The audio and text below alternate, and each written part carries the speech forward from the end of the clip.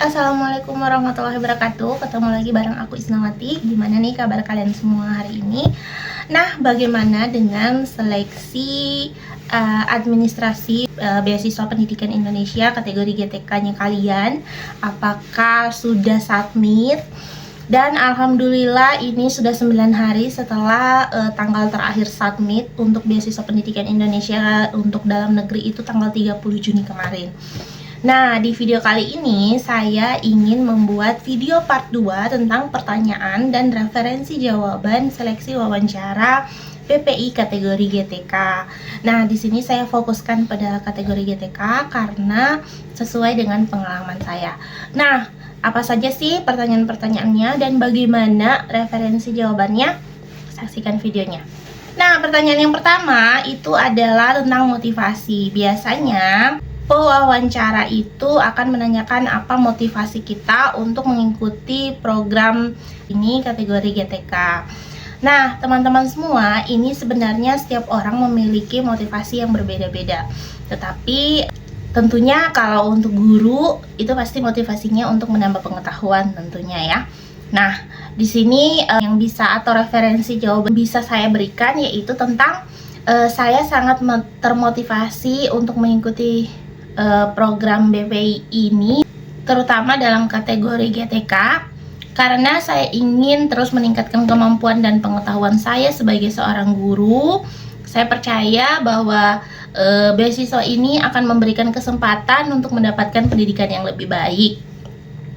Nah, yang pada gilirannya akan memungkinkan saya memberikan kontribusi yang lebih besar bagi siswa-siswa saya dan sistem pendidikan di Indonesia. Nah, kalian juga bisa menambahkan misalnya di daerah saya atau di sekolah saya belum ada seorang guru yang memiliki kualifikasi pendidikan S2. Nah, bisa juga seperti itu teman-teman. Kemudian kita ke pertanyaan yang kedua, yaitu bagaimana kamu berencana menggunakan pengetahuan dan pengalaman yang didapat pada saat studi untuk pengembangan pendidikan di Indonesia? Nah, pertanyaan ini bisa berupa rencana studi yang kita lakukan. Nah, kalian bisa menggunakan atau melihat rencana studi kalian sedikit kan. Kalau kalian tulis rencana studi berarti kalian menghayal tentang masa depan, tentang rencana kalian ke depannya seperti apa. Nah, di sini referensi jawaban dari saya itu, saya berencana untuk menggunakan pengetahuan dan pengalaman yang saya peroleh dengan dua cara. Yang pertama, saya akan menerapkan metode pengajaran dan strategi baru yang relevan dengan kelas saya untuk meningkatkan kualitas pembelajaran dan hasil belajar siswa-siswa saya. Kemudian yang kedua, saya akan berbagi pengetahuan dan pengalaman dengan rekan-rekan guru lainnya dalam lingkungan sekolah dan komunitas pendidikan melalui pelatihan dan kolaborasi untuk berkontribusi dalam meningkatkan kualitas pendidikan secara lebih luas. Nah, jadi intinya adalah kita bisa meningkatkan kualitas pembelajaran kita di kelas dan bisa berbagi dengan teman-teman rekan-rekan guru lainnya. Kemudian kita ke pertanyaan yang ketiga, yaitu bagaimana kamu berencana mengatasi tantangan yang muncul saat kuliah dan manfaatnya untuk pengembangan diri kita sebagai seorang guru. Nah, di sini jawaban yang kita berikan sesuai dengan kira-kira tantangan apa saja sih yang akan kita dapatkan selama kuliah. Kemudian apakah tantangan tersebut bisa merubah kita menjadi lebih baik atau tidak, seperti itu. Nah, di sini kita bisa menggunakan referensi jawaban. Saya menyadari bahwa kuliah atau kuliah dengan bantuan BPI ini tidak akan mudah.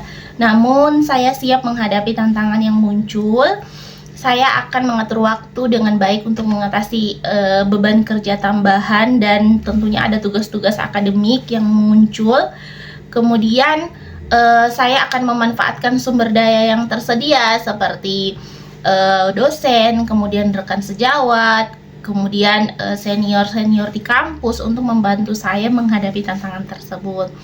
Nah, Saya akan mengembangkan keterampilan manajemen waktu, pemecahan masalah, dan ketahanan yang akan menjadi nilai tambah dalam peran saya sebagai seorang guru. Jadi tantangan-tantangan yang kita hadapi itu, kemudian kita solusi apa sih yang ingin kita dapatkan dari tantangan tersebut. Nah, dari situ kita hubungkan dengan pekerjaan kita sebagai seorang guru.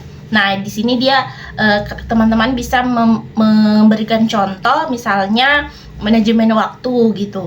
Nah, sebagai seorang mahasiswa nantinya kita harus memiliki manajemen waktu yang baik. Nah, itu bisa kita terapkan dalam dunia kerja ketika kita nanti telah mengajar atau setelah selesai kuliah nanti ketika kita sudah kembali ke daerah kita masing-masing, seperti itu.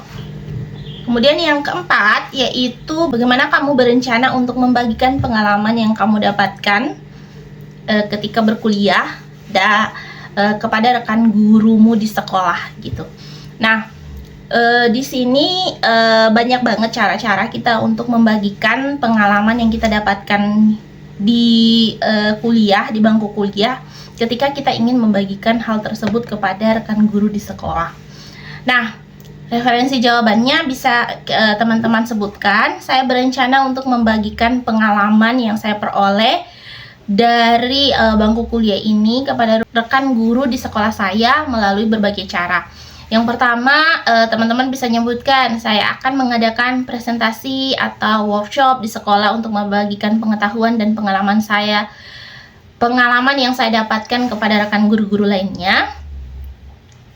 Kemudian yang kedua, saya akan aktif berpartisipasi dalam forum-forum pendidikan dan kegiatan profesional untuk berbagi ide dengan praktik terbaik dengan rekan guru di tingkat nasional maupun lokal.